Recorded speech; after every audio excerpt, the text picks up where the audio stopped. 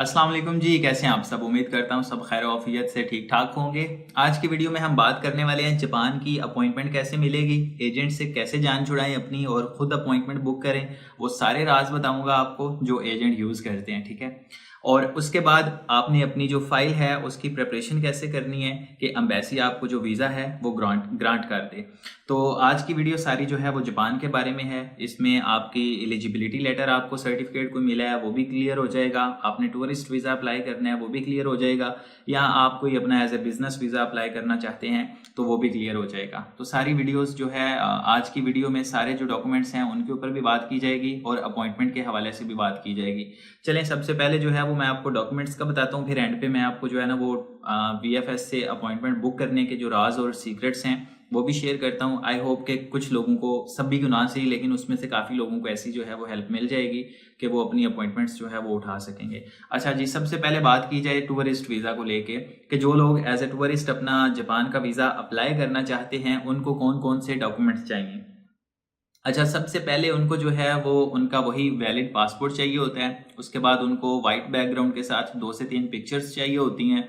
उसके बाद उनका ID कार्ड, FRC, अगर वो मैरिड हैं तो फिर MRC, और उसके बाद उनकी 3 मंथ की जो है वो बैंक स्टेटमेंट चाहिए होती है।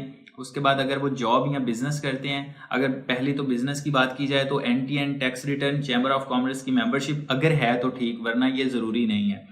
तो उसके बाद उनका जो बिजनेस रजिस्ट्रेशन सर्टिफिकेट होते हैं वो चाहिए। अगर उनकी कंपनी है तो फिर उनकी इनकॉर्पोरेशन सर्टिफिकेट आ जाएंगे, और SECP से जो कंपनी रजिस्टर्ड होती है उसके अलग कुछ जो है वो 14-15 पेपर मिलते हैं रजिस्ट्रेशन के, वो रिक्वायर होंगे।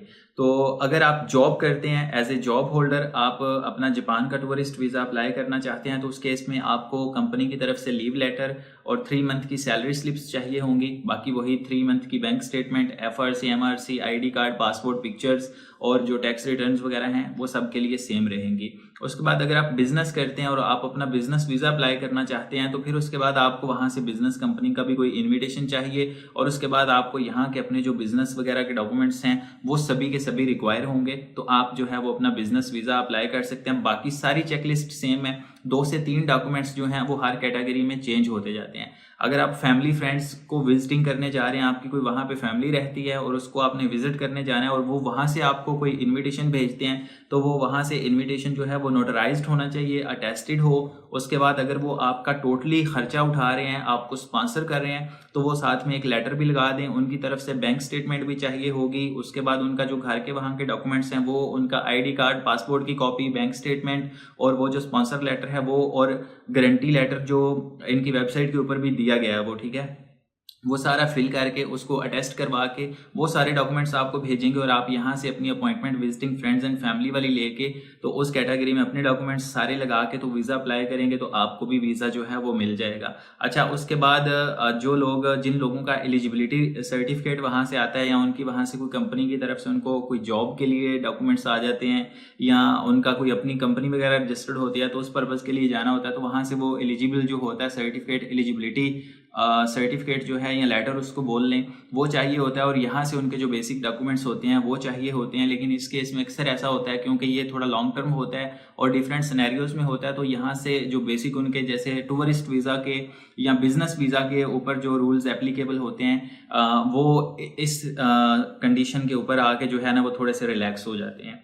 तो ये सारी रिक्वायरमेंट्स होंगी जो एलिजिबिलिटी के वीज़ा प्रोसेस अपना कैटेगरी में जो है वो वीज़ा अपना अप्लाई करना चाह रहे हैं। तो ये ओवरऑल ये कैटेगरी थी। बाकी जो स्टूडेंट वीज़ाज़ हैं उसके हवाले से अगर थोड़ा सा बताऊं आपको तो वहाँ से आपको वही एडमिशन लेटर मिलेगा। क्योंकि मेरी ये वाली फील्ड नहीं है स्टूडेंट वीज़ा को लेके, लेकिन जो जर्नल इन्फॉर्मेशन है वो यही है कि आपको जब वहाँ पे एडमिशन होता है उसके बाद एडमिशन लेटर मिलता है, आपने यूनिवर्सिटी की फ़ीस पे करनी होती है। उसके बाद आपको वो कोई अपॉइंटेड या कोई भी वो एक लेटर इशू करते हैं, उस लेटर के साथ आपने अपनी डिग्री शिग्री या जो भी चीज़ें हैं वो सारी लेके एम्बेसी में सबमिट करनी है, तो आपका स्टूडेंट वीज़ा जो है वो अप्लाई हो जाता है। अच्छा, अब बात आती है अपॉइंटमेंट की कि सबसे जो बड़ा मसला होता है अपॉइंटमेंट का कि हम अपॉइंटमेंट जो है वो कैसे बुक करें। तो इसका जो है ना वो मैं आपको राज ये बताता हूँ कि आप अगर घर में थोड़े पढ़े लिखे लोग हैं या नहीं भी पढ़े हैं तो उनको बस थोड़ा सा जो है ना अलग अलग उनके मोबाइल के ऊपर आईडीज जो हैं वो बना के हर एक की अलग अलग आईडी हो, सेम आईडी जो है वो अगर आप यूज़ करेंगे तो वो ब्लॉक कर देंगे या सस्पेंड कर देंगे टेम्परेरी तौर पे। तो सबका अलग अलग BFS के ऊपर लॉगिन बना दें, ठीक है। उसके बाद उसको सबकी ड्यूटी लगा दें कि 2-3 घंटे एक बंदा जो है वो सिस्टम से उठेगा नहीं।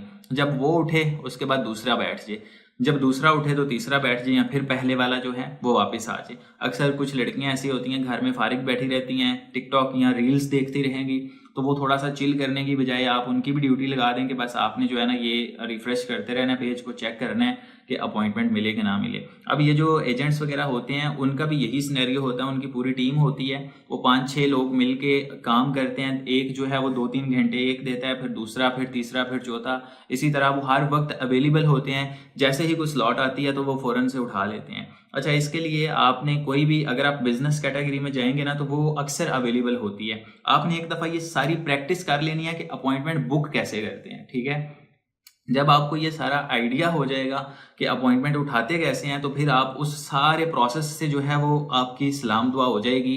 जब फिर आपके सामने अपॉइंटमेंट ओपन होगी, क्योंकि बहुत सारे लोग हैं जिनको नहीं पता, वो इतने सुस्त और स्लो होते हैं कि उनका अपना नाम टाइप करते करते जो बाकी माफिया बैठा हुआ है अपॉइंटमेंट उठाने, वो डाटा फिल करके उठा भी लेता है स्लॉट, और वो जब फाइनल पेज पे जाके क्लिक करते हैं तो वहाँ पे वेबसाइट उनको दिखाती है कि ये तो ऑलरेडी बुक्ड है, तो वो फिर मायूस हो जाते हैं। तो इसलिए आपको चुस्त और एक्टिव भी रहना पड़ेगा और बहुत स्मार्ट वर्क आपने करना है, तो ये अपॉइंटमेंट जो है वो आपको मिल जाएगी।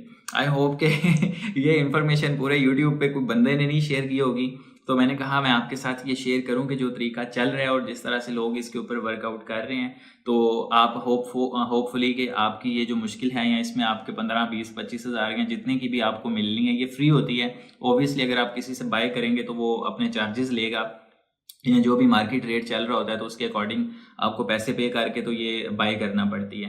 तो इस सिनेरियो में आपके वो पैसों की भी बचत हो जाएगी। उसके बाद आपने बहुत मोस्ट इंपॉर्टेंट जो बातें मैंने आपको स्टार्टिंग में बताई हैं कि अपनी चेक लिस्ट को आपने बहुत ध्यान से देखना है। जापान दुनिया का वो वाहिद आसान वीज़ा है, एक जापान और एक अमेरिका, ये दो ऐसे वीज़े हैं जो बहुत ही आसान है, दुनिया के आसान तरीन वीज़े मैं इनको कंसिडर करता हूँ। छोटी सी चेक लिस्ट है, 8-10 डॉक्यूमेंट्स होते हैं और उसके बाद आप you are good to go, आप वीज़ा अप्लाई कर सकते हो, कोई मसला नहीं। तो ओवरऑल वीडियो को समराइज़ करते हैं, और टूरिस्ट, उसके बाद बिजनेस, उसके बाद एलिजिबिलिटी सर्टिफिकेट, स्टूडेंट और विजिटिंग फ्रेंड्स एंड फैमिली, ये 5 कैटेगरी की मैंने चेकलिस्ट आपको बता दी है। उसके बाद अपॉइंटमेंट का भी तरीका मैंने आपको बता दिया है। तो जब ये आप सारा कुछ कर लें, अपॉइंटमेंट वाले दिन आपने ये अपने बाकी डॉक्यूमेंट्स भी रेडी करने हैं और मुंह उठा के VFS की साइड पे चले जाना, ठीक है। उनके आप ऑफिस चले जाएं, वहाँ पे आपकी सबमिशन हो जाएगी। 4 to 5 डेज में आपका जो है वो डिसीजन आ जाएगा। बहुत रेयर केस में अगर कोई इंक्वायरी या वेरिफिकेशन में आपका केस चला जाए तो वो फिर महीने भी लग जाते हैं, 2-2 माह भी लग जाते हैं। लेकिन अगर नॉर्मल है, हर चीज़ की वेरिफिकेशन ओके है, आप कोई ऐसे गलत डॉक्यूमेंट्स नहीं लगाते या कोई डॉक्यूमेंट ऐसा है बीच में जिसकी वेरिफिकेशन टाइम ले सकती है, तो उस केस में आपका केस लेंथी होगा।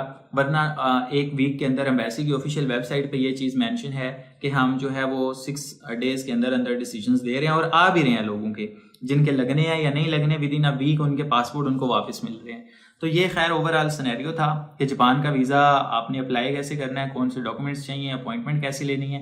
आई होप कि आपको इससे कुछ ना कुछ ज़रूर हेल्प मिली होगी वीडियो से।